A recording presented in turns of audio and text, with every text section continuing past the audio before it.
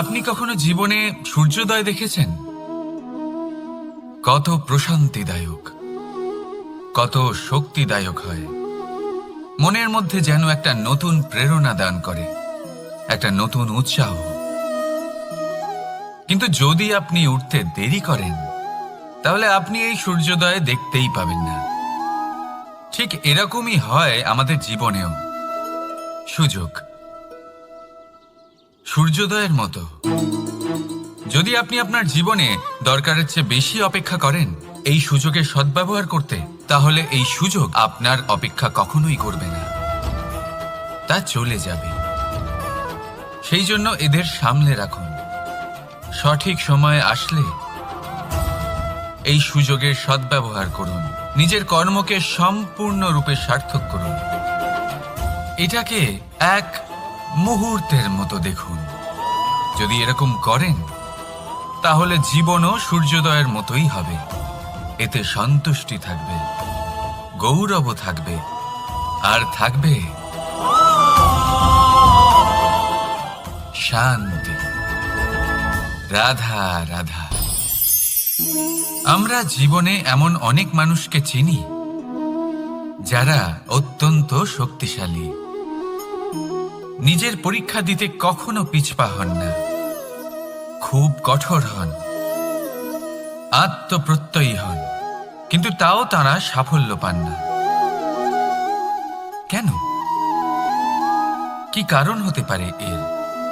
লৌহ মানবের মতো ব্যক্তিত্বের অধিকারী হওয়া সত্ত্বেও তারা সফলতা কেন লাভ করেন না? এবার এটার উত্তর তাদের ব্যক্তিত্বের মধ্যেই লুকিয়ে রয়েছে। লৌহ মানব, লোহা। আপনি কখনো লোহাকে দেখে থাকবেন, অত্যন্ত শক্তিশালী, অত্যন্ত কঠিন, কিন্তু শুধু তখনই যখন সেটা শান্ত থাকে, শীতল থাকে। তাকে উত্তপ্ত করুন, তা আর কঠিন থাকবে না। তার উপরে এক আঘাত করুন আর তার আকৃতি বদলে যাবে। বুঝলেন? যদি আপনিও জীবনে নিজের শক্তি দিয়ে, নিজের নিরন্তর প্রচেষ্টা দিয়ে বড় কিছু করতে চান, তাহলে সর্বপ্রথম একে শান্ত করে রাখুন, একে শীতল করে রাখুন। জীবনে যা পেয়েছেন তাতেই সন্তুষ্টি পেতে শিখুন। এই ক্রোধের তাপে নিজেকে বদলাবেন না। চিনতে শিখুন সেই চিন্তাগুলো যা ক্রোধ বাড়িয়ে দেয়, আর সেইগুলোকে শেষ করে দিন, নয়তো সেই রাগ আপনার পতন অবশ্যই ঘটাবে। রাধা রাধা।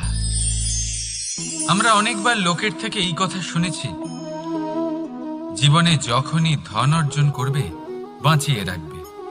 কি হয়, কঠিন পরিস্থিতিতে আপনার খারাপ সময় তা আপনার কাজে আসে। কিন্তু এই কথা কি 100% সত্যি? ভাবুন, এই সমস্ত ধন যে আপনি অর্জন করেছেন, তা কি আপনাকে সুস্বাস্থ্য দিতে পারবে? এই সমস্ত ধন কি আপনাকে সুখ এনে দিতে পারবে?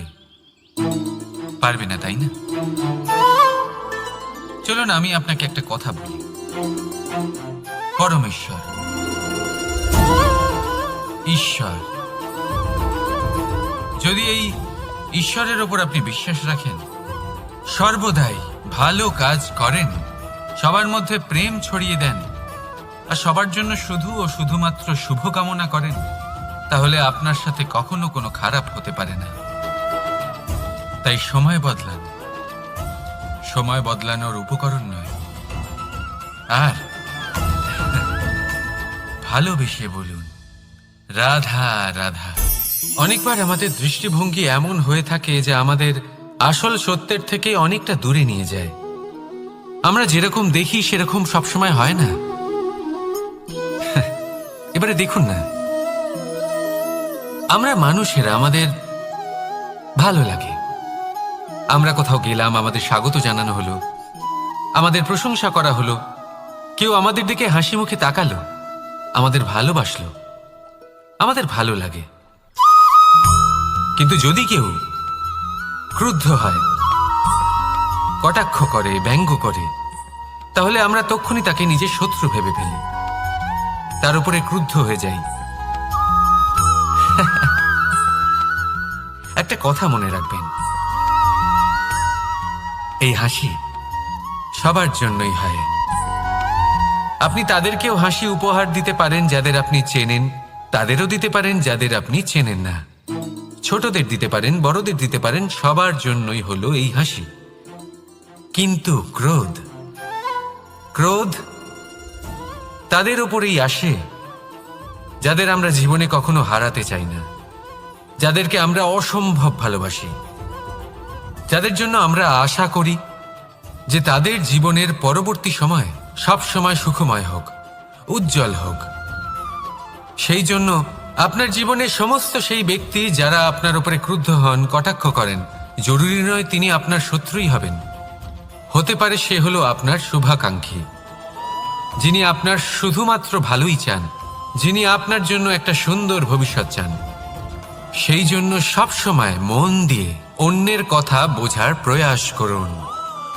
আপনি জানতে পারবেন তাদের কর্মের ধর্ম কি হতে পারে, আপনি জানতে পারবেন তাদের ক্রোধের মর্ম কি হতে পারে। রাধা রাধা। জীবনের এই পথে এগোতে এগোতে আমরা কোথাও থেমে যাই, আমরা জানি না কেন।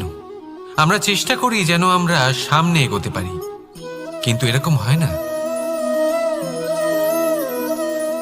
কি কারণ হতে পারে এর? আসুন আমি আপনাকে বোঝাই। মনে করুন আপনি কোনো রাস্তায় হাঁটছেন, আপনার পা মুচকে গেল, আপনি পায়ে আঘাত পেলেন। এখন এই আঘাত যদি আপনাকে পথ চলতে বাধা দেয়, তখন আপনি থেমে যান। যদি আপনার ভাবনা চিন্তা ক্ষুদ্র হয়, তাহলে আপনি জীবনে কখনোই এগোতে পারবেন না। ভেঙে যাওয়া কলম দিয়ে আপনি কখনো চিঠি লিখতে পারবেন না। ঠিক সেইভাবেই যদি আপনার মনে অন্যের জন্য হিংসা থাকে, তাহলে আপনি আপনার নিজের ভাগ্য লিখতেই পারবেন না। কাজের প্রতি আলস্য আপনাকে কখনো ধনী হতে দেবেই না, আর ধনের প্রতি লোভ তা আপনাকে কখনো মহান হতে দেবে না। ছোট একটা কথা, কিন্তু এ হলো অত্যন্ত গুরুত্বপূর্ণ। ভাবনা চিন্তা অবশ্যই করুন, আর বোঝার চেষ্টা করুন সেটা যা আপনি বুঝতে চান। হতে পারে আপনি এমন কোনো পথ খুঁজে পেলেন যার ফলে আপনি কোনো খারাপ পথে যেতে যেতে থেমে গেলেন, বা আপনি এমন কোনো অর্থ খুঁজে পেলেন যা আপনাকে মহান হবার পথে অগ্রসর করে দিল। রাধা রাধা। অহংকার এ হলো ছোট একটা শব্দ, কিন্তু এর প্রভাব অত্যন্ত বৃহৎ হয়ে থাকে। আর সব থেকে বড় সমস্যা হলো মানুষ আজ অবধি বুঝতেই পারেনি যে এই অহংকারের বাস্তব রূপ কিরকম। কেউ একে গর্বের নাম দেন, কেউ একে আত্মসম্মানের নাম দিয়ে থাকেন, এবং কোথাও একটা এমন সময় চলে আসে যখন সময় এই অহংকারকে ভেঙে খান খান করে দেয়। আর তখন না গর্ব আপনাকে বাঁচাতে পারে, না আপনার আত্মসম্মান। এখন যদি আপনাকে উদাহরণ দিই, তাহলে যেখানে আপনি বসে আছেন সেই ঘরেই ওপরে তাকান, সেই ছাদের দিকে। যদি এই ছাদ অহংকার করতে থাকে যে দেখো আমি তো সব থেকে উঁচু জায়গায় আছি, আমার চেয়ে ওপরে আর কেউ নেই, আমি এই ঘরে থাকা সমস্ত ব্যক্তিকে ছায়া প্রদান করি, যদি এই অহংকার এসে যায় তাহলে কি? একবার ভেবে দেখুন, যদি পরের দিন তার উপর আরো একটা তলা বানিয়ে দেওয়া হয় তাহলে কি? এই ছাদ যার নিজের উঁচু হবার অহংকার ছিল, যে সব থেকে ওপরে ছিল, সে এবার পায়ের তলায় চলে এসছে। এটাই হয়ে থাকে। মনে কখনোই অহংকার পোষণ করবেন না। যদি মনের মধ্যে কিছু রাখতে চান তাহলে প্রেমের ভাব রাখুন, স্নেহ রাখুন। এই অহংকারকে আপনি যা ইচ্ছে নাম দিন, গর্ব হোক, আত্মসম্মান হোক, এর দ্বারা আপনার কোনোভাবেই কোনো লাভ হবে না। তাহলে এই অহংকারকে ত্যাগ করুন আর আমার সাথে ভালোবেসে বলুন, রাধা রাধা। একটা সিদ্ধান্ত। এই জীবনে একটা সিদ্ধান্তের গুরুত্ব কি হতে পারে তা কখনো ভেবে দেখেছেন? একটা সিদ্ধান্ত সেই ভিত্তি হতে পারে যা আপনার পুরো জীবনকে বদলে দিতে পারে, এই সমস্ত সংসারকে বদলে দিতে পারে, ভবিষ্যৎ বদলে দিতে পারে। এই সিদ্ধান্ত যে কোন রাস্তা চয়ন করতে হবে, সেই সিদ্ধান্ত যে কখন সামনে এগোতে হবে আর কখন থেমে যেতে হবে, সেই সিদ্ধান্ত যে কখন যুদ্ধ করতে হবে আর কখন নিজেকে পিছু পা হতে হবে। এই সিদ্ধান্ত হলো খুব গুরুত্বপূর্ণ। আর আপনি তো এই সংসারে একা নন, তাই আপনার একটা সিদ্ধান্ত শুধু আপনার জন্যই নয়, সমস্ত সংসারের জন্য গুরুত্বপূর্ণ হতে পারে। এবার এই সিদ্ধান্ত আপনারই হবে। ভাবনা চিন্তা করে নেবেন, সাফল্য পাবেন। রাধা রাধা। ভবিষ্যৎ। সংসারে এমন কোন ব্যক্তি আছেন যিনি নিজের ভবিষ্যতের বিষয়ে ভাবেন না? যে কেউ ভাবেন, আমার ভবিষ্যৎ কিছু এরকম হবে, আমি ভবিষ্যতে এরকম কিছু একটা করব, এই সুবিধা থাকবে, এই আনন্দ পাবো, ইত্যাদি ইত্যাদি। কিন্তু সত্যি বলি, ভবিষ্যতের থেকে বড় ভণ্ড আর কেউ নেই। ভবিষ্যৎ আপনাকে ছেড়ে চলে যাবে, আপনি জানতেও পারবেন না। ভবিষ্যৎ আপনার থেকে আপনার বর্তমান কেড়ে নেবে। অনেক সময় আমরা ভবিষ্যতের বিষয় ভাবতে থাকি, দুশ্চিন্তা করতে থাকি। ভবিষ্যৎ দিয়ে নিজেকে এতটাই ঘিরে ফেলি যে বর্তমান কি তা ভুলেই যাই, তার বোধই আমাদের থাকে না। ভাবুন, ভবিষ্যৎ কি? ভবিষ্যৎ হলো সেটাই যা এখনো পর্যন্ত ঘটেনি। বর্তমান হলো সেটা যা এখন ঘটছে। তাহলে যা এখনো ঘটেইনি তার বিষয়ে দুশ্চিন্তা করে নিজেকে ব্যতিব্যস্ত কেন করছেন? এই বর্তমান, এটাই হলো গুরুত্বপূর্ণ। এর উপরে সমস্ত ভাবনা কেন্দ্রীভূত করুন। মনে লক্ষ্য অবশ্যই রাখুন, কিন্তু পুরো মনোযোগ শুধু বর্তমানে থাকবে। এই বর্তমানকে যদি সামলে নিতে পারেন, তাহলে আপনার ভবিষ্যৎ এমনি উজ্জ্বল হয়ে উঠবে। তাহলে আসুন আমার সাথে ভালোবেসে বলুন, রাধা রাধা। সময়। কথায় আছে, আমাদের জীবনের প্রত্যেক মুহূর্ত স্বর্ণর মতো হয়। এবার হয় আমরা একে নিজেদের কাছে রাখতে পারি বা একে আমরা চলে যেতে দিতে পারি, কারণ এই ছোট ছোট মুহূর্তই আছে যা আমাদের জীবনকে গড়ে তোলে। এখন এই জীবন কেমন হবে তা আমাদের উপর নির্ভর করে। যদি আপনি একটা মুহূর্তের যত্ন না নেন, যদি আপনি এক মুহূর্ত ভালো না বাসেন, যদি আপনি এক মুহূর্ত স্নেহের আনন্দ না উপভোগ করতে পারেন, তাহলে দেখতে দেখতেই আপনার সমস্ত সময় নষ্ট হয়ে যাবে, আপনি জানতেও পারবেন না। অর্থাৎ এই সময় স্বর্ণ হতে পারে না। তবে আমরা একে স্বর্ণ বানিয়ে নিতে পারি আমাদের চেষ্টার মাধ্যমে। এই সময় শুধু একটি লাঙল যা মাটির সাথে লড়াই করতে পারে, আর কিছু নয়।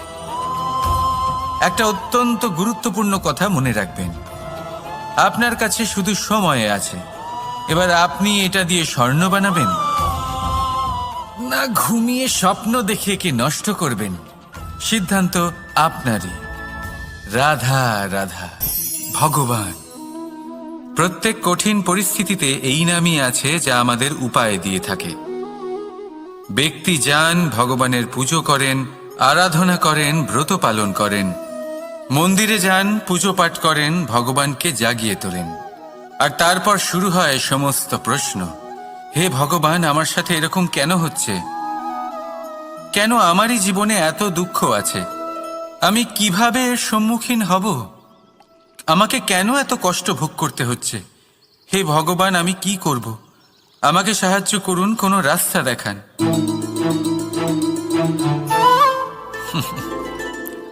চলুন আমি আপনাকে একটা প্রশ্ন করি।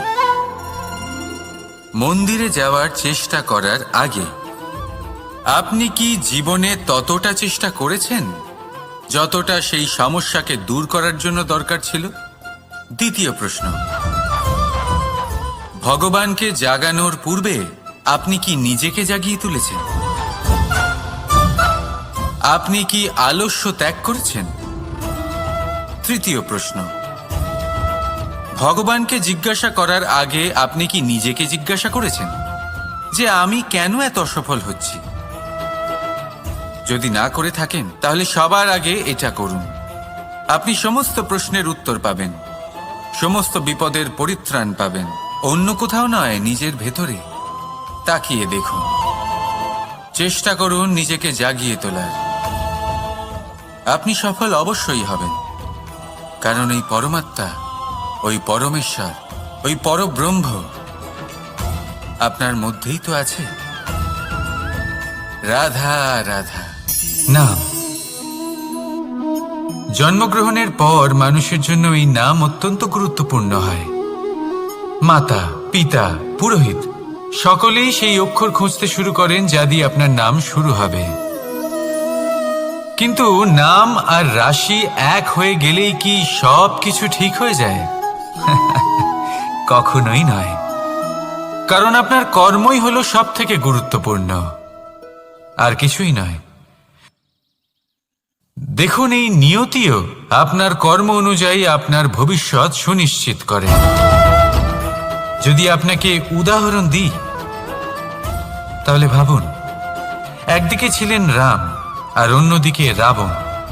দুজনেরই নাম শুরু হয় র দিয়ে, কিন্তু একজন পেলেন এক ভয়ানক পরিণতি আর অন্যজন সমগ্র সংসারের মনে চিরস্মরণীয় হলেন। তাহলে মনে রাখবেন, নাম নয়, কর্মই হলো শ্রেষ্ঠ। আর যদি তা শ্রেষ্ঠ হয় তাহলে আপনার নাম এমন স্থানে পৌঁছবে যা সংসারের কেউ মুছে ফেলতে পারবে না। তাহলে আসুন আমার সাথে ভালোবেসে বলুন, রাধা রাধা। অনেক সময় যখন আমরা কর্ম করি, সাফল্য লাভ করি, কঠিন পরীক্ষায় উত্তীর্ণ হই, বড় কাজ করি, আমাদের মনে হয় এই সংসার আমাদের একটু প্রশংসা করুক, ভালো লাগে। অনেকবার মনে হয় এটা হলো আমাদের কর্মের ফলই বটে, আমরা আনন্দ পাই। কিন্তু যখন আমরা এই প্রশংসা পাই না, তখন কি হয়? আমরা দুঃখী হয়ে যাই, ভেঙে পড়ি। মনে হয় যেন আমার জন্য কেউ চিন্তাই করে না। এমন মনে হয় যেন আমাদের আনন্দে অন্য কেউ আনন্দই পায় না। অনেক রকম ভাবনা আসে। কিন্তু আমি আপনাকে একটা প্রশ্ন করতে চাই, আপনি যে কাজই করেন না কেন, যে কর্মই করেন না কেন, তা কি শুধুমাত্র প্রশংসার জন্য করেন? যদি এরকম হয়ে থাকে তাহলে সেই ভাবনা এক্ষুনি ত্যাগ করুন, কারণ এই প্রকৃতি আমাদের অন্য শিক্ষা দেয়।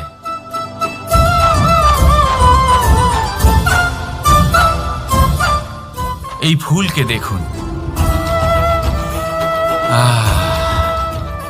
এই যে ফুলের সুবাস, যা আমার মনকে উচ্ছ্বসিত করে তোলে, মনে শক্তির সঞ্চার করে, এই সুগন্ধ। কিন্তু ভেবে দেখুন, ফুলের কিন্তু এই কাজ করার জন্য কোনো প্রশংসারই প্রয়োজন হয় না। এটাই হলো প্রকৃতির শিক্ষা।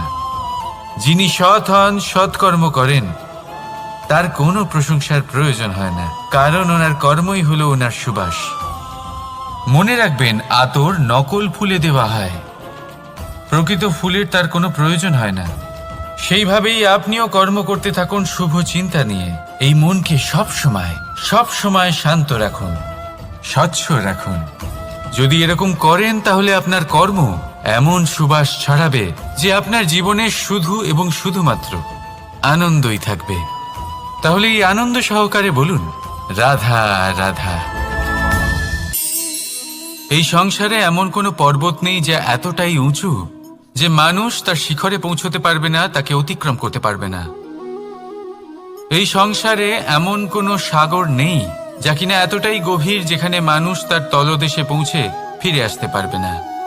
একটা ছোট্ট বরফের টুকরো পর্বতের শিখরে গলে গিয়ে বইতে থাকে, আর দেখতে দেখতেই তা মহানদী গঙ্গায় পরিবর্তিত হয়। এর কারণ কি? এর কারণ হলো প্রচেষ্টা, প্রারব্ধ নয়। এই প্রচেষ্টাই সুনিশ্চিত করে যে আপনার প্রারব্ধ কি হবে। এই সমস্ত কিছু হলো প্রচেষ্টা আর প্রারব্ধের খেলা। আপনার প্রচেষ্টা যেরকম হবে আপনার প্রারব্ধ সেরকমই হবে। আর আপনার প্রচেষ্টা যদি উচ্চ মানের হয় তাহলে প্রারব্ধকে আপনার সামনে নত হতেই হবে। কি বলেন? তাহলে আসুন আমার সাথে ভালোবেসে বলুন, রাধা রাধা। অনেক সময় মানুষ অতীতকে দেখেন আর তখন অহংবোধে পরিপূর্ণ হয়ে ওঠেন। কখনো বর্তমানের দিকে তাকান, ভবিষ্যতের দিকে তাকান আর পরিতৃপ্তিতে ভরে ওঠেন। কেন বুঝতে পারেন না একটা সহজ কথা? এই যে সৃষ্টি, এই সৃষ্টি হলো একটা বড় চক্র যা বারংবার আপনার কাছে ফিরে আসবেই। কঠিন থেকে কঠিনতর পরীক্ষায় আপনাকে নিযুক্ত করবে যাতে আপনাকে উত্তীর্ণ হতেই হবে।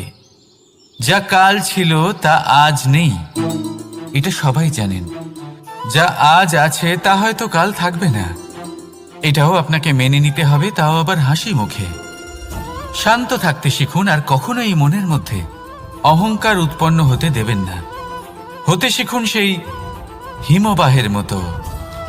হয়তো এই জন্যই এত শীতল থাকে কারণ ও জানে গতকালও জল রূপে ছিল, আজ বরফ রূপে হয়তো আছে, কিন্তু কাল পুনরায় সে জলেই পরিণত হবে। নিজেকে শান্ত রাখুন। হয়তো আজ আপনি সাফল্যের শিখরে আছেন, হয়তো বা নেই। আপনাকে প্রত্যেক দিন অবশ্যই দেখতে হবে।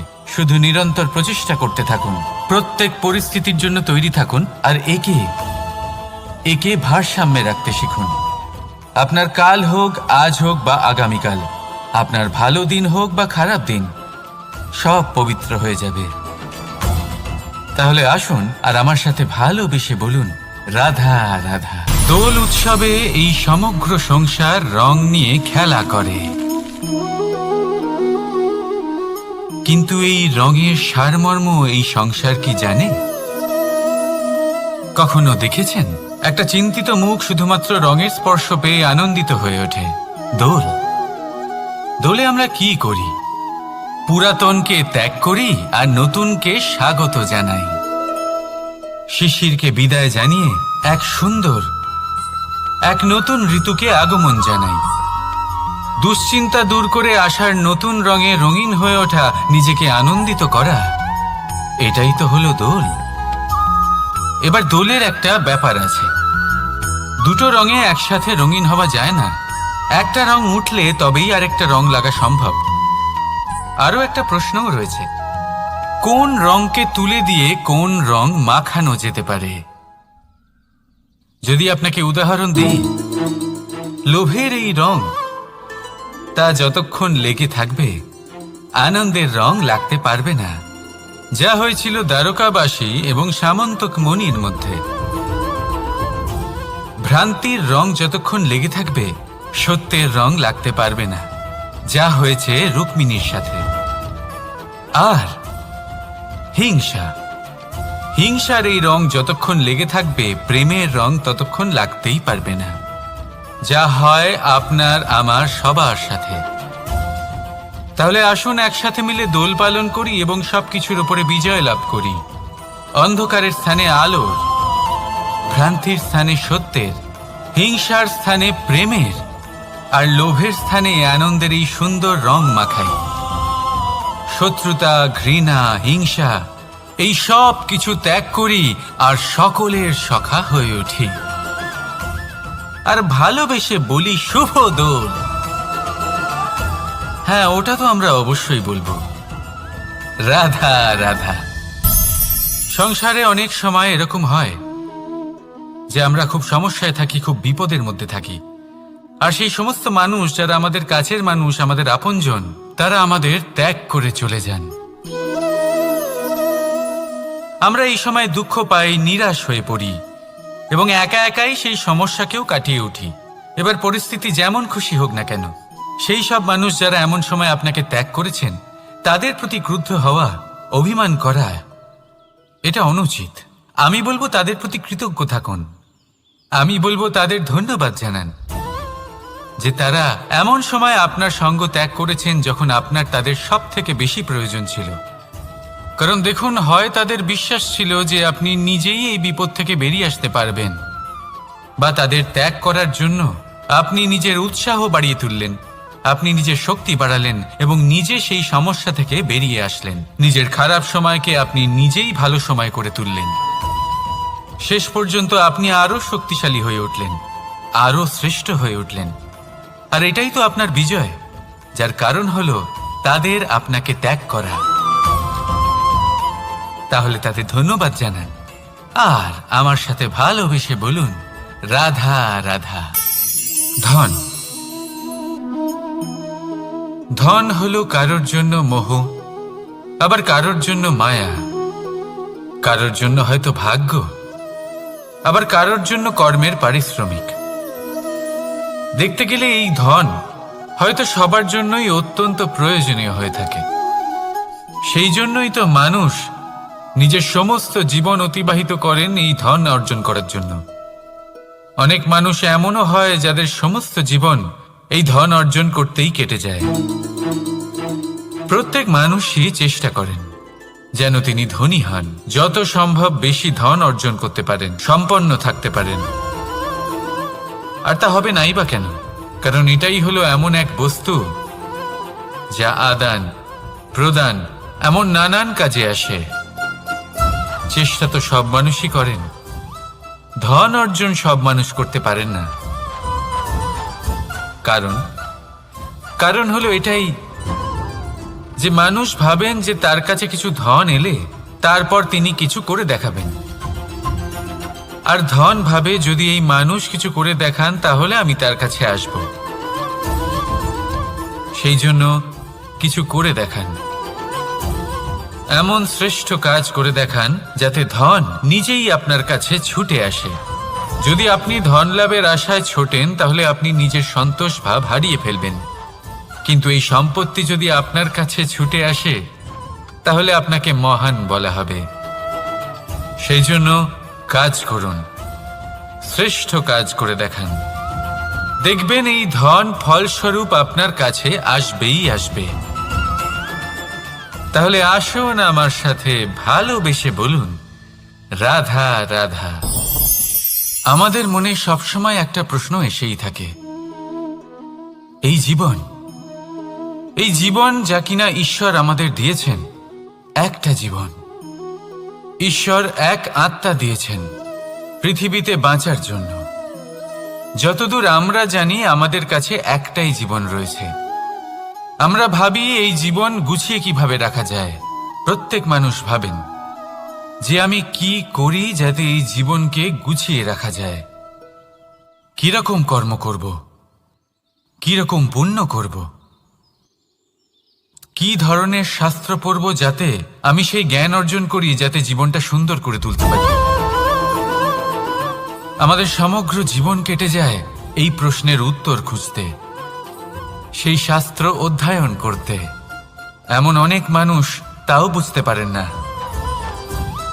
আসুন আজ আমি আপনাকে একটা সহজ কথা বলি, যার দ্বারা আপনি নিজের জীবন সুন্দর করবেন। জীবন, জিহ্বা,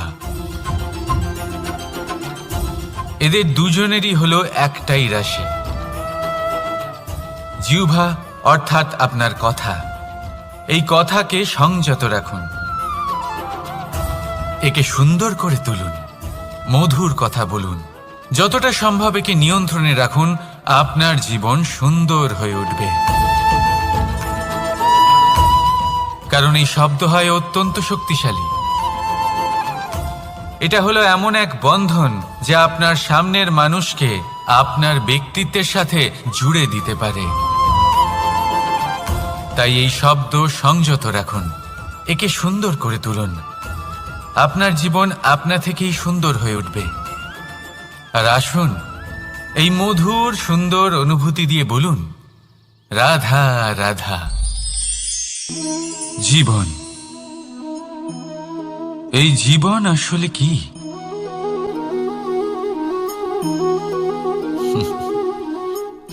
এই প্রশ্ন সবার মনেই এসে থাকে। সবার মন এই প্রশ্নের জন্যই চিন্তিত থাকে। এই জীবন আসলে কি? এর উদ্দেশ্য আসলে কি? কি করা যেতে পারে এই জীবনে? এই জীবন কি কিছু পাওয়ার, নাকি এই জীবন কিছু হারাবার? এই জীবন কি আসলে সেটাই যেখানে আমাদের পরমাত্মার খোঁজ করা উচিত, নাকি আমাদের ধাবিত করা উচিত নিজেদের স্বপ্নের লক্ষ্যে? এই জীবন আসলে কি? এই জীবন আসলে অত্যন্ত সরল। এ হলো শান্ত জলের মতো, একটা আয়নার মতো এই জীবন। এই জীবন আসলে ঠিক যেন এক আয়নার মতো। আয়না কি করে? আপনাকে সেটাই দেখায় যা আপনি করে থাকেন।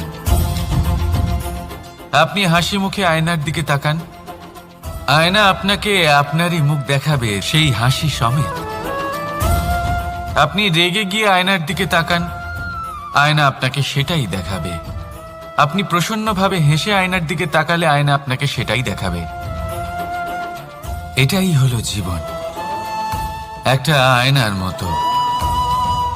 আপনি এটা ভাববেন না যে এই জীবন আপনাকে কি দিয়েছে, বরং এটা ভেবে দেখুন যে আপনি এই জীবনকে কি প্রদান করেছেন। যদি আপনি এই জীবনকে সুখ প্রদান করেন, আনন্দ দিতে পারেন, ভালোবাসা দিতে পারেন, তাহলে এই জীবনও আপনাকে সুখ, আনন্দ আর ভালোবাসাই দেবে। তাহলে আসুন এই সুখ, আনন্দ আর ভালোবাসা দিয়ে বলুন, রাধা রাধা। ধরিত্রীর বুকে গজিয়ে ওঠা এই দুব্ব ঘাস দেখেছেন? দুব্ব ঘাস, যা আমাদের পাকে শীতল রাখে। এতে যদি বসেন তাহলে মনে হবে নরম কোথাও বসে আছেন। এত ছোট হলেও কিন্তু এর মধ্যে গুণ আছে অনেকগুলি, আর যতটা ছোট এটা ততটাই বড় শিক্ষকও। কিভাবে? ভাবুন, পাতা ঝরার মরশুমের পরে সমস্ত পাতা একত্রিত হয়ে থাকে। একটা ছোট ফুলকি সবাইকে জ্বালিয়ে দিতে পারে, সমস্ত পাতা পুড়ে ছাই হয়ে যায়। কিন্তু এই ঘাসের কিছুই হয় না, সে যেমন ছিল তেমনই থাকে। কারণ কি হতে পারে? প্রথম কারণ, এরা ছোট হয়। দ্বিতীয় কারণ, এরা বিনম্র হয়, বড়ই সহজে দমে যায় এরা। তৃতীয় কারণ, এদের মধ্যে নমনীয়তা থাকে। আপনিও নিজেকে এরকমই বানিয়ে ফেলুন। কখনো নিজেই নিজেকে কারোর থেকে বড় মনে করবেন না। নিজের এই মনকে বিনম্র রাখুন। এবং সবথেকে বড় কথা, নিজের এই মনে সহানুভূতি, প্রেম আর বিশ্বাসের নমনীয়তা বজায় রাখবেন। যদি এরকম করতে পারেন তাহলে জীবন সবসময় সুখে কাটবে। রাধা রাধা।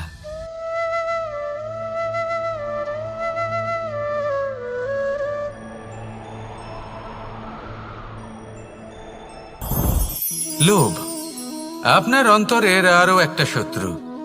দেখতে গেলে এটা একটা শব্দ, একটা সংস্কৃত শব্দ। লব ধাতু থেকে উৎপন্ন হয়েছে। এর অর্থ কিছু লাভ করা। কিছু লাভ করা অনুচিত নয়, আরো কিছু লাভ করাও অনুচিত নয়, কিন্তু সব থেকে বেশি আমিই লাভ করব। আমি আরো চাই, আরো বেশি চাই, আরো বেশি পেতে চাই। এটাই হলো লোভ। আর এই লোভ যখন গ্রাস করে তখন আপনি যা পেতে চান, সে ধনই হোক বা মানই হোক, তা অর্জন করার জন্য মানুষ যে কোনো স্তরে পৌঁছে যেতে পারে। যদি মানুষ ধন অর্জন করতে চান তাহলে তার জন্য তারা অধর্মের পথেও চলতে পারেন। যদি সম্মান অর্জন করতে চান তাহলে অন্য মানুষকে ছোটও করতে পারেন। শেষ পর্যন্ত আপনার এটা মনে হতে পারে যে যদি একটু অল্পই প্রাপ্ত করতাম, কিন্তু ভালোবেসে প্রাপ্ত করতাম, এই জীবন আরো অনেক বেশি সুখী হতো। লোভ আপনার জীবনে, আপনার মনে কখন যে প্রবেশ করবে সেটা আপনি জানতেও পারবেন না। তাই এটা চিনতে শিখুন আর তৎক্ষণাৎ জীবন থেকে বাইরে ফেলে দিন। যা কিছু লাভ করতে চান তা ভালোবেসে লাভ করুন, আর সেই ভালোবাসার সাথেই বলুন, রাধা রাধা। জীবনে ক্ষমা চাওয়া তাও কিছুটা সহজ, ক্ষমা করতে পারা অত্যন্ত কঠিন। ক্ষমা। 2 অক্ষরের এই শব্দ হতে পারে, কিন্তু অত্যন্ত বড় এই শব্দ, অত্যন্ত গুরুত্বপূর্ণ এই শব্দ। কখনো কখনো অন্য কাউকে ক্ষমা করে দেওয়া তাও কিছুটা সহজ কাজ, কিন্তু নিজেকে ক্ষমা করতে পারা অত্যন্ত কঠিন হয়ে দাঁড়ায়। অতীতে যদি আমাদের এমন কোনো ভুল হয় যে কারণে আমরা নিজেকে ক্ষমা করতে পারি না, অনেক সময় এমন কিছু ভুল করে বসি যে বিষয় শুধু আমরাই জানি, কিন্তু আমরা নিজেকে ক্ষমাই করতে পারি না, আর আমাদের বিকাশ সেখানে স্তব্ধ হয়ে যায়। কারণ যদি আপনি ক্ষমা করতে না শেখেন, নিজেকে ক্ষমা যদি না করতে পারেন, তাহলে তা আপনার জীবনের সবথেকে বড় বাধা হয়ে দাঁড়াবে। সেই জন্য জীবনে অবশ্যই শিখুন যে কিভাবে নিজেকে ক্ষমা করতে হয়, আর শিখুন যে আগের করা ভুল আবার কি করে না করা যেতে পারে। এই মন হালকা হবে আর প্রসন্ন হয়ে বলবে, রাধা রাধা। এই সংসারে যখনই কোনো সমস্যা আসে, তখন আমরা আমাদের সব থেকে বড় সম্বলের কাছে আশ্রয় খুঁজি, তা হলো আমাদের বিশ্বাস। এবার প্রশ্ন হলো এটাই যে এই বিশ্বাস কার উপর করা যেতে পারে? পরিবারের ওপর, বন্ধুর ওপর, নাকি তাদের ওপর বিশ্বাস করা উচিত যাদেরকে আমরা কখনো সঙ্গ দিয়েছি? দেখুন, এই সংসারে বিপদের সম্মুখীন হলে কে আপনাকে সাহায্য করবে সেটা নির্বাচন করা আপনার হাতে নেই। সেটা সেই সকল ব্যক্তির উপর নির্ভরশীল যে তারা আপনাকে সাহায্য করবে নাকি করবে না। অর্থাৎ যখনই কোনো বিপদ আসে, সর্বপ্রথম তার সম্মুখীন আমাদের নিজেকেই হতে হয়, আর তার জন্য প্রস্তুত থাকা প্রয়োজনীয়। সেই শক্তি, সেই সাহস অর্জন করা প্রয়োজনীয়। দেখুন, যখনই অন্ধকার আসে তখন সবার আগে কে আপনাকে ত্যাগ করে চলে যায়? আপনার নিজেরই ছায়া। এই অন্ধকারের সম্মুখীন হতে হয় অন্তরের প্রদীপের দ্বারা, অন্তরের আত্মা দ্বারা। তবেই আপনি অন্ধকারের ওপর জয়লাভ করতে পারবেন। সেই জন্য যে বিপদই আসুক না কেন, নিজেকে তার জন্য প্রস্তুত রাখা উচিত। সেই সাহস নিয়ে আসুন। এমন কোনো বিপদ নেই যা আপনাকে ভেঙে দিতে পারে। আসুন আমার সাথে ভালোবেসে বলুন, রাধা রাধা। মানুষ সবসময় চায় যে তার জীবনে যেন কখনো কোনো সমস্যাই না আসে। সে চায় তার জীবন যেন শুধুমাত্র শান্তি এবং সুখের দ্বারা পূর্ণ থাকে। কিন্তু এই চাহিদা অনুচিত কিছু নয়। আমরা সবাই এটাই চাই যে জীবনে সুখ থাক, শান্তি থাক। কিন্তু এই কথা সবসময় মনে রাখবেন, যে সূর্য উদিত হন সংসারকে প্রকাশমান করেন, দুপুরবেলায় সংসারকে রৌদ্র প্রদান করেন, সন্ধেবেলায় তাকেও অস্ত যেতে হয়। এবার আমাদের জীবন চক্র কিছুটা এরকমই। কোনো কিছুই চিরকাল একরকম থাকে না। কখনো এই নদীকে দেখুন যা বয়ে চলেছে। এই নদী যা বয়ে চলেছে তার পথেও অনেক বিপদ আসে। বড় বড় পাথরের সম্মুখীন হয়ে তাকেও সামনে এগিয়ে যেতে হয়।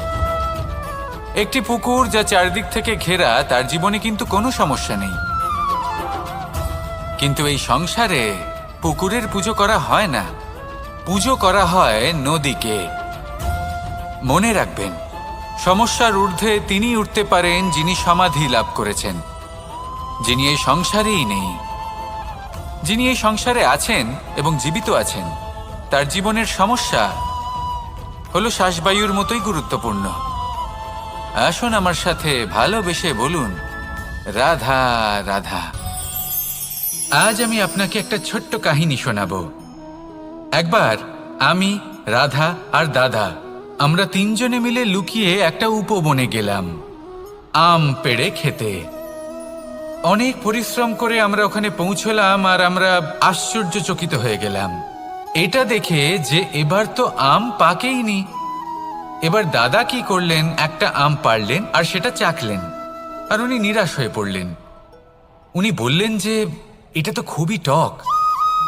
তারপর রাধা একটা আম পাড়লো আর সেটা চেখে দেখল, আর রাধা উৎসাহিত হয়ে পড়ল। আমি রাধাকে জিজ্ঞেস করলাম, কি হয়েছে, তুমি এত উৎসাহিত কেন? তখন রাধা বলল যে এবার এত বেশি টক আম হয়েছে যে এগুলো দিয়ে আমরা আচার বানাবো। তাহলে দাদা ওখান থেকে বেরিয়ে গেলেন নিরাশ হয়ে এবং খালি হাতে। রাধাও ওখান থেকে বেরিয়ে গেল কিন্তু উৎসাহিত হয়ে, আর অনেকগুলো কাঁচা আম সাথে নিয়ে। এর থেকে আমরা কি শিক্ষা পেতে পারি? যে প্রত্যেকটা স্থানে এমন কিছু রয়েছে যেখান থেকে আমরা কিছু একটা শিক্ষা লাভ করতে পারি, যা আমাদেরকে বিকাশের পথে নিয়ে যেতে পারে। এই শিক্ষা প্রত্যেক স্থানে আছে। সবকিছু আমাদের দৃষ্টিভঙ্গির উপর নির্ভর করছে। যখনই আমাদের জীবনে আমাদের সম্পর্কে কোনো সমস্যা, কোনো বিপদ আসে, তখন বেশিরভাগ মানুষ সেই বিষয় নিয়ে দুঃখী হয়ে পড়েন। আর কিছু মানুষ এমনও থাকেন যারা শেষ পর্যন্ত তার সমাধান করেন, বিপদকে পরাজিত করেন, সম্পর্কগুলিকে আবার জুড়ে দেন। যদি আপনি সুখের খোঁজ করেন তাহলে আপনি সুখ অবশ্যই পাবেন, প্রসন্নতা অবশ্যই পাবেন। যদি আপনি দুঃখ খোঁজেন তাহলে দুঃখ অবশ্যই পাবেন। এবার আপনি কি খুঁজতে চান সেই চয়ন আপনারই। আসুন আর আমার সাথে ভালোবেসে বলুন, রাধা রাধা। কখনো কোনো প্রজাপতিকে উড়তে দেখেছেন? কি সুন্দর উড়ে বেড়ায় সে, এক ফুল থেকে অন্য ফুলে, এক পাতা থেকে অন্য পাতার ওপর। কিন্তু সে কিভাবে উড়তে শেখে কখনো ভেবেছেন? জন্ম থেকেই কিন্তু প্রজাপতির ডানা থাকে না। ও কিন্তু ছোট্ট একটা ডিমের আকারে জন্ম লাভ করে। তারপর সেই ডিমটি ভেঙে একটি কীট বাইরে আসে। আস্তে আস্তে সে বড় হয়, ওর শক্তি বৃদ্ধি পায়। তারপর সে সেই কীট দশা ত্যাগ করে নিজের ডানাগুলি মেলে। এই প্রক্রিয়া তার কাছে সরল নয়, অত্যন্ত যন্ত্রণাদায়ক প্রক্রিয়া, কিন্তু সে সেই যন্ত্রণা মেনে নেয়। আর তারপর আস্তে আস্তে সে উড়তে শেখে। শুধুমাত্র আকাশে উড়ে বেড়ায় তা নয়, আমাদের মনের মাঝে উড়ে বেড়ায়। এবার এই ডিম থেকে প্রজাপতি হয়ে ওঠার যে যাত্রা, এটা যতটা কঠিন, ততটাই কঠিন হয় এই সংসারে শ্রেষ্ঠ কর্ম করা, ততটাই কঠিন হয় এই সংসারে মহান হয়ে ওঠা। সেই জন্য প্রয়োজনীয় প্রচেষ্টা এবং সময়। নিরন্তর প্রচেষ্টা করতে থাকুন, পর্যাপ্ত সময় নিন, এবং আপনি নিজেকে এই আকাশে উড়ন্ত অবস্থায় পাবেন। আসুন আমার সাথে ভালোবেসে বলুন, রাধা রাধা, রাধা রাধা। আপনারা হয়তো ভাবছেন কি আশ্চর্য ব্যাপার, প্রত্যেকবার আমি কথা শেষ হওয়ার পরে রাধা রাধা বলি। এইবার আমি আগেই বলে দিলাম। কারণটা কি? কারণ হলো অত্যন্ত বিশেষ। প্রত্যেকবার কথা সমাপ্ত হবার পরে আপনাদের সবার মধ্যে ভালোবাসা বিতরণ করতে চাই, তাই রাধা রাধা বলি। কিন্তু এইবার এই নতুন এবং বিশেষ সূত্রপাতে প্রথমে প্রেম বিতরণ করা অত্যন্ত আবশ্যক। এবার একটা বিষয় আছে যা জানেন হয়তো সকলেই, কিন্তু বুঝতে খুব কম জন পারেন। এই প্রেম, এই আনন্দ, এই সকল কিছুর সূত্রপাত হয় নিঃস্বার্থ আবেগের দ্বারা। ঠিক যেমন একজন মাতাকেই দেখে নিন। যখনই একজন মাতা সন্তানকে জন্ম দেন, তখন এই সংসার ভুলে যায় যে তার জন্য এটা একটা নতুন জন্ম। কারণ একজন নারী তখন একজন মাতৃরূপে নতুনভাবে জন্ম নেন। একজন নারী স্ত্রী ও গৃহবধূ রূপে কিছু অধিকার লাভ করে থাকেন, কিন্তু তিনি যখন মা হয়ে যান তখন তিনি শুধুই দান করতে শেখেন। নিজের সন্তানের জন্য কত কিছুই না করেন, তাকে বাৎসল্যের সাগরে ভাসিয়ে নিয়ে যান। এই সংসারে রাজকুমার জন্ম নিতেই পারেন, তাকে রাম এবং লক্ষণ কিন্তু মায়েরাই বানিয়ে তোলেন। একজন গোয়ালা জন্ম নেয়, তাকে দ্বারকাধীশ একজন মাই বানিয়ে তোলেন। পিতা হলেন সেই পর্বত যার একটা অংশ হলো তার সন্তান, কিন্তু মা হলেন সেই শিল্পী যিনি একটা পাথরকে খোদাই করে এমন এক মূর্তি গড়ে তোলেন যাকে সকলে পূজনীয় মনে করেন। তাহলে স্মরণ করুন সেই সকল মুহূর্ত যেগুলি আপনি নিজের মাতার সাথে অতিবাহিত করেছেন। অনুভব করতে পারবেন যে কিভাবে এক মুহূর্তেই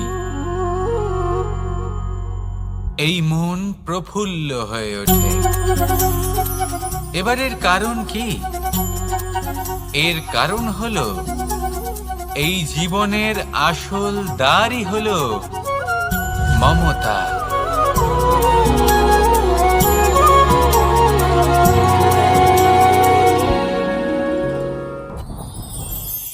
যত শক্তিশালী এই মন, তত শক্তিশালী এই শরীরও। এই যে আমাদের শরীর, এটা আসলে কি? এ হলো একটা রথের মতো। আর একটা রথ ততক্ষণ চলতে পারবে না যতক্ষণ না তাকে কোনো সারথি চালাবে। এই মন হলো শরীরের সারথি। এবার ভাবুন, যদি এই সারথি শক্তিহীন হয়, দুর্বল হয়, তাহলে এই রথের কি হবে? এটা উচিত পথে চলতে পারবে না, উচিত গতিতে চলতে পারবে না, মন মতো স্থানে এটা পৌঁছতেও পারবে না। সেই জন্য মনের শক্তি অত্যন্ত প্রয়োজনীয়। এবার মনের শক্তি আমরা কোথা থেকে লাভ করি? দৃঢ়তার শক্তি থেকে। এবার এই শক্তি আমরা কিভাবে বাড়াতে পারি? আমরা প্রতিদিন কিছু নতুন স্থির করি, কিছু ছোট কিছু বড়। আর যেই আমরা নতুন কিছু পূর্ণ করি, আমাদের মনের শক্তি বেড়ে যায়। আর যদি পূর্ণ না করতে পারি, মনের শক্তি কমে যায়। একটা দেওয়ালের মতো ছোট ছোট ছোট ছোট শিলা আমরা একটার পর একটা স্থাপন করে একটা দেওয়াল তৈরি করি। এতগুলো পাথর যখন একত্রিত হয়ে যায়, তখন এমন এক দেওয়াল তৈরি হয় যাকে ভাঙা প্রায় অসম্ভব হয়ে দাঁড়ায়। সেরকমই হয় মন এবং দৃঢ়তা। ছোট ছোট কাজ করে নিজের লক্ষ্য পূর্ণ করুন। এই লক্ষ্য যদি পূর্ণ হয়, তবে মনের শক্তি বাড়বে। কিছুটা এইভাবে যে যত বড়ই বিপদ আসুক না কেন, সেই বিপদ নিজে হার মেনে নেবে, কিন্তু আপনার মন ততটাই শক্তিশালী থাকবে। তাই মনের শক্তি বাড়াতে থাকুন, যাতে আপনি উচিত পথে চলতে পারেন, উচিত গতিতে চলেন আর মনোবাঞ্ছিত স্থানে পৌঁছতে পারেন। তবেই এই মন প্রসন্ন হয়ে বলবে, রাধা রাধা। আমি রাধাকে ভালোবাসি। আর এই কথাটা সমগ্র সংসার জানে। আর সময় অন্তরে লীলার দ্বারা, বিভিন্ন ঘটনা দ্বারা, কর্মের দ্বারা আমি নিজের এই ভালোবাসা রাধার সামনে প্রকাশ করি। এবার আপনি বলবেন, এসবের কি প্রয়োজন? রাধা কি এই কথা জানে না যে কৃষ্ণ তাকে কতটা ভালোবাসে? অবশ্যই জানে। কিন্তু এই যে ভালোবাসা, তা মনে রেখে দেওয়ার জন্য নয়, তা প্রকাশ করার জন্য। আর বারংবার এই ভালোবাসাকে প্রকাশ করা উচিত, উচিত সময় এবং উচিত সুযোগ দেখে। কিরকম? এবার যদি আপনি প্রেমীর সাথে কোনো উৎসবে থাকেন, তাহলে তার সাথে নৃত্য সঙ্গীত করুন। যদি ভিড়ের মাঝে থাকেন, তখন প্রেমীকে সম্মান করুন, একান্তে প্রসাধন করুন। দুঃখের সময় তার হাত ধরে থাকুন, সুখের সময় আলিঙ্গন করে রাখুন। এই প্রেম যত প্রকাশ করবেন, ততই এই প্রেমের বৃদ্ধি হবে। এই প্রেম আরো বেশি গভীর হবে, অটুট হবে। তাই এই প্রেমকে মনে নয়, আপনার জীবনে স্থান দিন। মন খুলে প্রকাশ করুন আর আমার সাথে ভালোবেসে বলুন, রাধা রাধা। মুঠো হাতের শক্তি বেশি, মুঠো খুললেই তা দুর্বল। তা এমন কি থাকা উচিত এই বন্ধ মুঠোয়, যা লাখের সমান? মানসিকতা এবং স্বপ্ন। মানুষ জন্মগ্রহণ করে, তার মানসিকতা সময়ের সাথে উন্নত হয়। মানসিকতা অনুযায়ী সে স্বপ্ন দেখে, আর সেই স্বপ্ন সার্থক করতে সে পরিশ্রম করতে থাকে। কিন্তু খুব গুরুত্বপূর্ণ একটা কথা আছে যা আপনার মনে রাখা উচিত। আপনার এই মানসিকতা, আপনার এই স্বপ্ন, তা যেন আপনার নিয়ন্ত্রণে থাকে। আপনার বন্ধ মুঠোয় যেন এর লাগাম থাকে, আপনি যেন এর প্রভু হন। যদি তা হয়, তবেই আপনি লাভবান হবেন। যদি এরা আপনাকে নিয়ন্ত্রণ করতে থাকে, যদি আপনার মুঠো খুলে যায়, না পথ আপনার নিয়ন্ত্রণে থাকবে, না মানসিকতা থাকবে, না স্বপ্ন নিয়ন্ত্রণে থাকবে। আর যদি তাই হয়, তাহলে আপনি আপনার ভবিষ্যৎ নষ্ট করে ফেলবেন। তাই নিয়ন্ত্রণ করতে শিখুন নিজের বিচার বুদ্ধি, নিজের মানসিকতা, নিজের স্বপ্নকে। নিজের এই স্বপ্ন পূরণ করুন আর আমার সাথে ভালোবেসে বলুন, রাধা রাধা। আমার কাছে যশোদা মা যেমন, আমার কাছে দেবকী মা যেমন, আমার কাছে ঠিক তেমনই হলেন গোমাতা। এবার ভেবে দেখার বিষয় হলো এটা, যে এই সংসারে অসংখ্য প্রাণী আছে। একজন গাইকে একজন মায়ের মর্যাদা কেন দেওয়া হয়? তাহলে এর অনেকগুলো কারণ আছে। এই গাই অর্থাৎ গোমাতা, এনারা হলেন অত্যন্ত শান্ত, শান্তিপ্রিয়, কখনো কারোর কোনো ক্ষতি করতেই পারেন না। গোমাতা যে দুধ নিজের বাছুরকে পান করান সেই দুধই আমাদেরও দেন। সেই দুধ পান করে আমরা শক্তি লাভ করি। এই দুধ থেকে আমরা মাখন, ঘি, পায়েস এইসব সুস্বাদু খাবার লাভ করি। গোমাতার গোবর আমাদের জ্বালানি হিসেবে সাহায্য করে, যার ফলে খুব কম সংখ্যক কাঠ ব্যবহার করা যায় এবং বেশিরভাগ জঙ্গল সুরক্ষিত থাকে। গোমাতার গোমূত্র সেটাও আমাদের কাছে লাভজনক। এর দ্বারা আমরা অনেক রোগ থেকে মুক্তি লাভ করতে পারি। গোমাতা যখন একটি বাছুরকে জন্ম দেন তখন সেই বড় হয়ে আমাদের ক্ষেত কর্ষণ করে। সেই জন্য গাইকেও জীবনে মায়ের মর্যাদা দেবেন। যতটা সম্ভব তাকে সেবা করুন এবং ভালোবেসে তাকে পালন করুন। এই মন নিজে থেকেই প্রসন্ন হয়ে বলবে, রাধা রাধা। ধন, সম্পদ, ঐশ্বর্য মানুষ হয় নিজের সৌভাগ্যের দ্বারা এগুলো লাভ করে থাকেন বা কর্মের দ্বারা। সৌভাগ্য আসলে কি? গ্রহের দশা যা প্রত্যেক মুহূর্তে বদলাতে থাকে। কর্মের মাধ্যমে যখন আপনি ধন অর্জন করেন তখন সেই ধন আপনার আগামী প্রজন্ম লাভ করে। সেটা হয় সে ভোগ করে বা তার জন্য তার ভোগান্তি হয়। আর এটা নির্ভর করছে আপনার কর্মের ওপরে। কি কর্ম করেছেন আপনি সেই ধনকে লাভ করার জন্য। যদি আপনি সৎ পথে চলেন, নিষ্ঠা ভরে আপনি কর্ম করে থাকেন এবং তার ফলে আপনি ধন অর্জন করে থাকেন, তাহলে আপনার আগামী প্রজন্ম সেটা ভোগ করবে, সেটা প্রয়োগ করবে নিজের বিকাশের জন্য। কিন্তু যদি আপনি কুকর্ম করে থাকেন, কোনো রকম ছলনা করে থাকেন এই ধন লাভ করার জন্য, তাহলে 100% আপনার আগামী প্রজন্মকে এর জন্য ভুগতেই হবে। তাহলে আপনি কি চাইবেন? যে আপনার আগামী প্রজন্ম সুখ ভোগ করবে নাকি আপনার কুকর্মের পরিণাম ভোগ করবে? নির্বাচন আপনারই। আসুন আমার সাথে ভালোবেসে বলুন, রাধা রাধা।